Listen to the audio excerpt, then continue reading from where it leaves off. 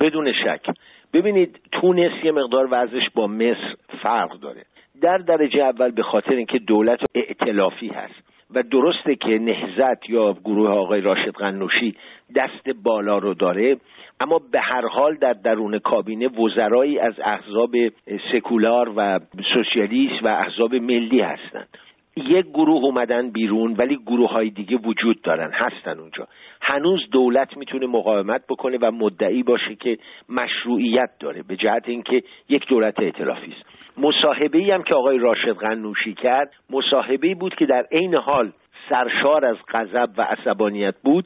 تکیه‌گاهش این بود که ما آماده این هستیم که حتی رفراندوم انجام بدیم. یعنی جلوتر خودش اومد حرفی رو زد که جلوی موجی رو که داره امتداد پیدا میکنه بگیره. ببینید کشته شدن 2 شخصیت برجسته تونسی توسط افراد ناشناس که حالا وزیر کشور اومده اونا رو توصیف میکنه که کی هستن ولی به نوعی برخاسته از بستر نهضت هستن، مردم رو بسیار خشمگین کرده. در پی ترور همین 2 تن از افراد سرشناس سکولار و چپگرای تونس که اشاره کردین، مخالفان دولت تونس رو به دست داشتن در ترور اونها متهم میکنند، اما دولت تونس خلطهای سیاسی رو متوجه گروه‌های سلفی و افراطی میکنه. به نظر شما کدوم یک از این 2 اتهام به واقعیت نزدیکتره؟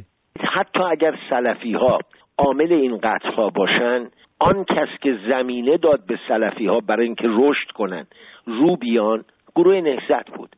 نهضت اشتباهی رو در واقع مرتکب شد که برای تونس این اشتباه قابل قبول نیست. ببینید تونس با مصر فرق داره. به خاطر وجود حبیب بورقیبه، به خاطر قوانین لیبرال، به خاطر آزادی زنان و به خاطر ارتباط نزدیک با اروپا و توریسمی که مبنای این توریسم بر قواعد اروپایی استواره و در این حال جامعه تونس در عین تمسک به سنت‌ها، به دین، به همه اینها یک جامعه بسیار باز بوده. آقای غنوشی خطا کرد. یعنی آقای غنوشی با دیدن اون افرادی که به استقبالش اومده بودن وقتی بازگشت و همینطور سلفی هایی که در بعضی از نقاط تونس مثل صفاقس، زیتونه در اونجا رشد کردن، تصورش این بود که جامعه آماده است برای اینکه اسلامی بشه، اما این جامعه آماده نبود و هرگز این رو نمیپذیره. زنان تونسی که از زمان بورقیبه به بعد در هر کابینه حضور پررنگ داشتن آماده نیستن که با 5 تا زن محجبه پارلمان بگوین زنان حقوقشون رو به دست آوردن.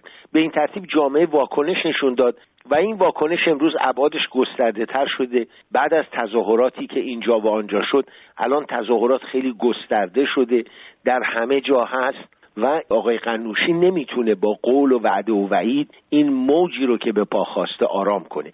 رئیس مجلس مؤسسان تونس، مجلسی که برای نگارش و تصویب قانون اساسی تشکیل شده، کارش رو معلق کرده. با در نظر گرفتن اینکه بهار عرب از این کشور آغاز شد، آیا خزان عرب هم از تونس میگذره؟ آینده رو چطور میبینید؟ نه، من چنین تصوری ندارم.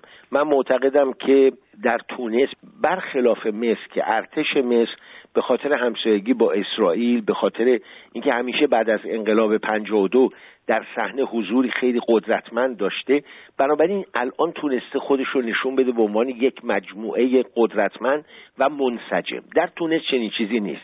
همین چند وقت قبل بود که رئیس ستاد ارتش استعفا داد و گفته شد که ایشون میخواد خودشو آماده بکنه برای ریاست جمهوری، ولی هیچ واکنشی بر نیانگیخت. ارتش درست مسئول حفظ نظم و حفظ امنیت کشور است، ولی در عین حال مداخله در امور نداشته و بنابراین در تونس الان شکلی رو که ما داریم این افول بهار عربی نیست. در تونس داره یک حرکتی که به عنوان حرکت تصحیح کننده انقلاب نمود میکنه داره شروع میشه. در مصر هم همینطور بود. جنبش تمرد یا عصیان در واقع تصحیح کننده انقلابی بود که در فوریه 2011 شاهدش بودیم. بنابراین این تفاوتی که دو کشور دارن یه تفاوت عمده است، ضمن اینکه اخوان المسلمین در مصر ریشه دارن در حالی که گروه نهضت در تونس ریشه نداره.